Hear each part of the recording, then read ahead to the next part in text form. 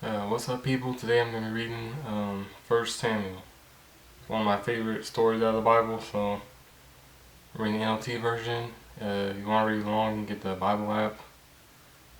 In the meantime, I'm gonna get started.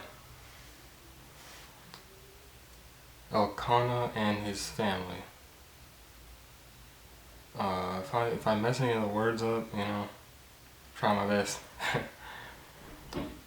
There was a man named Elkanah who lived in Ramah in the region of Zuph, in the hill country of Ephraim. He was the son of Jeroham, son of Elihu, son of Tohu, son of Zuph, of Ephraim. Elkanah had two wives, Hannah and Peninnah. Peninnah had children, but Hannah did not. I wonder how that worked back then, like having two wives. That'd be so weird.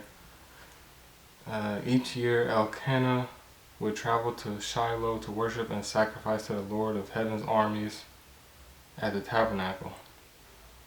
The priests of the Lord at that time were the two sons of Eli, Hophni and Phinehas. I feel like I'm saying that wrong. On the days Elkanah presented his sacrifice, he would give portions of the meat to Peninnah and each of her children. And though he loved Hannah, he would give her only one choice portion because the Lord had given her no children. And though...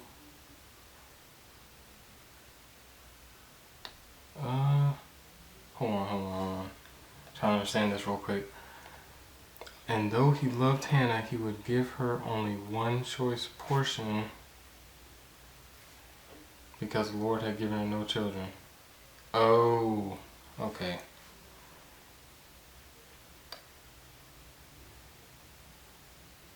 Okay, so Elkanah presented his sacrifice. He would give portions to the meat to Peninnah and each of her children because Hannah had no children. Okay, I get it.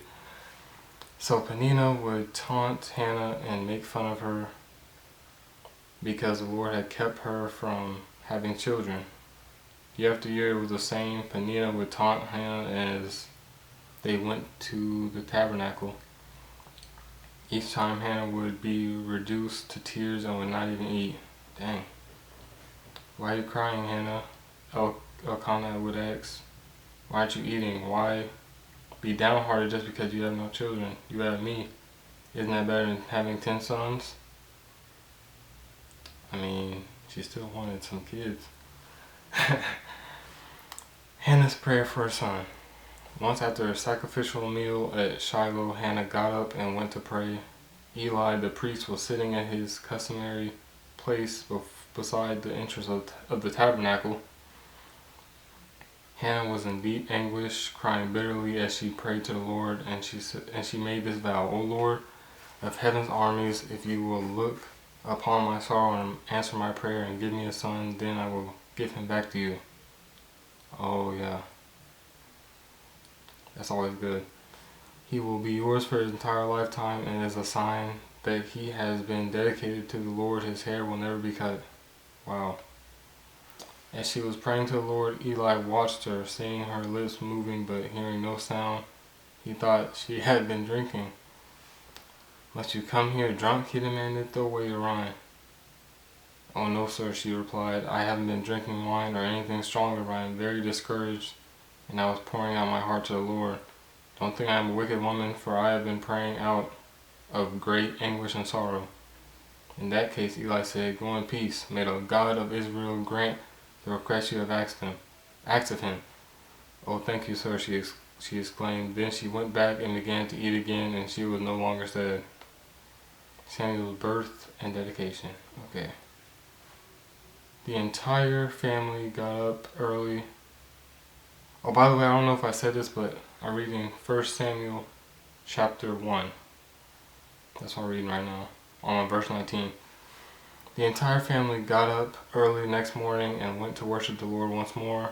When they returned home to Ramah, when Elkanah slept with Hannah, the Lord remembered her plea, and in due time she gave birth to a son. She named him Samuel, for she said, I asked the Lord for him. They're saying on the app that Samuel sounds like the Hebrew term for acts of God or heard by God. Okay. The next year, Elkanah and his family went on their annual trip to offer a sacrifice to the Lord and to keep his vow, but Hannah did not go. She told her husband, wait until the boy is weaned, then I will take him to the tabernacle and leave him there with the Lord permanently. And she was serious about this. I mean, God answered her prayer though, so it's understandable. Whatever you think is best, Elkanah agreed. Stay here for now and may the Lord help you keep your promise. So she stayed home and nursed the boy until he was weaned. When the child was weaned, Hannah took him to the tabernacle in Shiloh. They brought along a 3-year-old bull for the sacrifice and a basket of flour and some wine. After sacrificing the bull, they brought the boy to Eli. Sir, do you remember me? Hannah asked. I am the very woman who stood here several years ago praying to the Lord. I asked the Lord to give me this boy, and he has granted my request. Now I am giving him to the Lord, and he will belong to the Lord his whole life. And they worshiped the Lord there.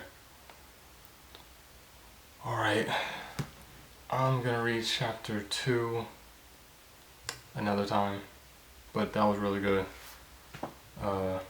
See you in the next one.